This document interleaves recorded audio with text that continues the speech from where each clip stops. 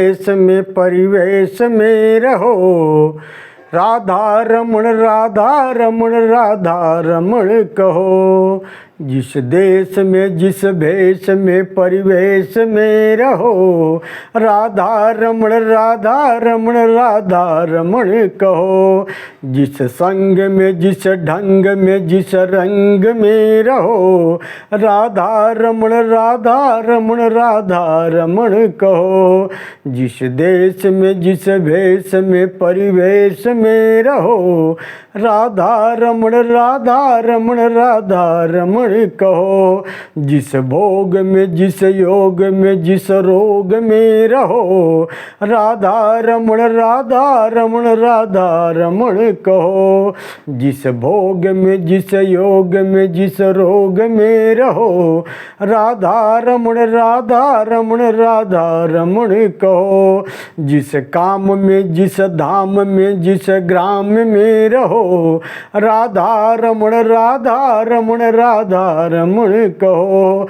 जिस काम में जिस धाम में जिस ग्राम में रहो, राधा रमण राधा रमण कहो। जिस ध्यान में जिस ज्ञान में परिधान में रहो, राधा रमण राधा रमण कहो। जिस ध्यान में जिस ज्ञान में परिधान में रहो, राधा रमण राधा रमण कहो। चाहे हरिद्वार में चाहे ऋषिकेश में प्रयाग में रहो, राधा रमण रमण रहो कहो। चाहे हरिद्वार में ऋषिकेश में प्रयाग में रहो, राधा रमण रमण कहो। चाहे मथुरा में चाहे वृंदावन में गोकुल में रहो, राधा रमण रमण कहो।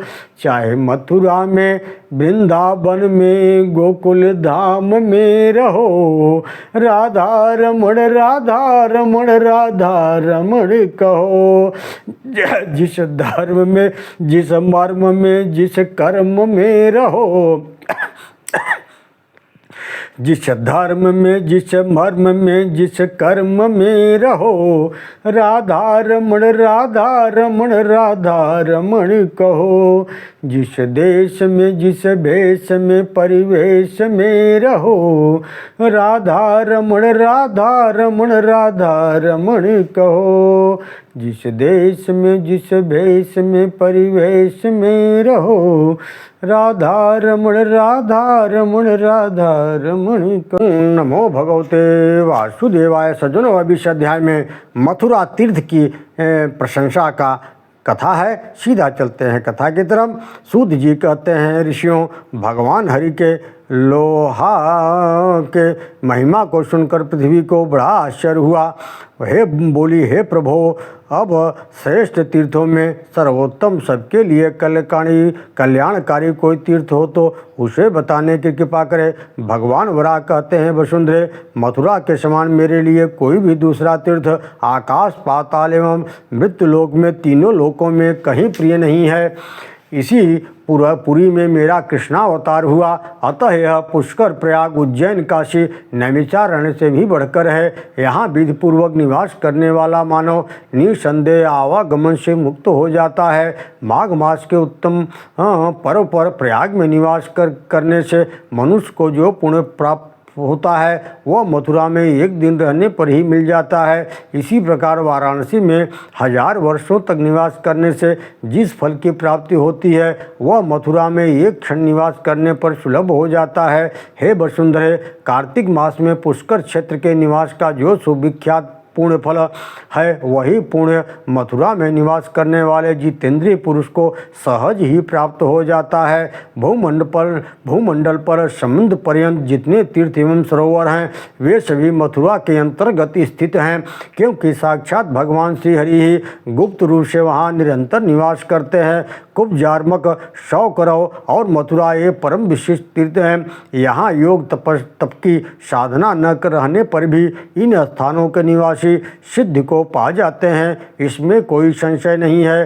हे पृथ्वी, द्वापर युग आने पर मैं वहाँ राजा ययाति के वंश में अवतार ग्रहण करूँगा। मेरी क्षत्रिय जाति होगी। उस समय मैं 4 मूर्ति कृष्ण, बलराम, प्रद्युम्न, अनिरुद्ध बनकर चतुर्व्यूह के रूप में मैं 100 वर्षों तक वहाँ निवास करूँगा। मेरे ये चारों विग्रह क्रमशः चंदन, सुवर्ण और शोक एवं कमल के सदृश रूप वाले होंगे। उस समय धर्म से द्वेष करने वाले कंस आदि महान भयंकर 32 दैत्य उत्पन्न होंगे, जिनका मैं संहार करूंगा। वहाँ सूर्य की पुत्री यमुना का सुंदर प्रवाह सदा सन्निकट शोभा पाता है। मथुरा मेरे बहुत से गुप्त तीर्थ हैं। हे देवी, उन तीर्थों में स्नान करने पर मनुष्य मेरे लोक में प्रतिष्ठित होता है। वहाँ मरने पर वह 4 भुजाओं से युक्त होकर मेरा स्वरूप बन जाता है। हे देवी पृथ्वी, मथुरा मंडल में विश्रांति नाम का एक तीर्थ है, जो तीनों लोकों में प्रसिद्ध है। वहाँ स्नान करने वाला मानव मेरे लोक में रहने का स्थान प्राप्त कर लेता है।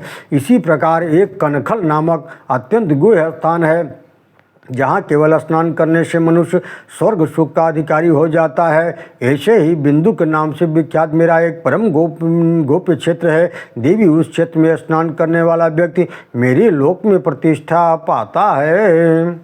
अब उस तीर्थ में घटित एक प्राचीन इतिहास सुनो। पांचाल देश में प्रसिद्ध कांपिल्य नगर में राजा ब्रह्मदत्त रहते थे। वहीं तिंदुक नाम का एक नाई रहता था। बहुत दिनों तक वहां निवास करने के बाद उसका पूरा परिवार क्षीण हो गया।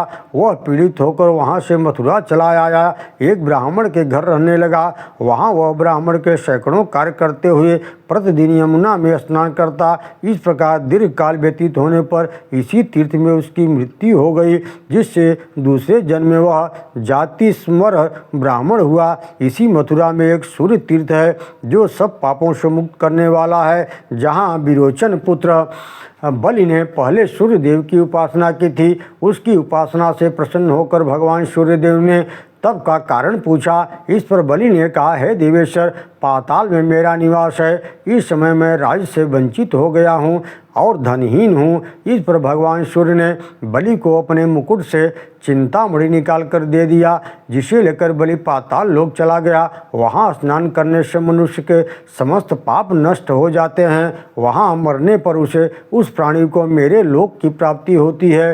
हे पृथ्वी, प्रत्येक रविवार के दिन संक्रांति के अवसर पर अथवा सूर्य एवं चंद्र ग्रहण में उस तीर्थ में स्नान करने से राजसूय यज्ञ के समान फल मिलता है। ध्रुव ने भी यही स्नान आदि पूर्वक कठोर तपस्या की थी, जिससे वह आज भी ध्रुवलोक में प्रतिष्ठा पाता है। हे वसुदेव, जो पुरुष ध्रुव तीर्थ में श्रद्धा रखता है, उसके सभी पितर तर जाते हैं। ध्रुव तीर्थ के दक्षिण भाग में तीर्थराज का स्थान है।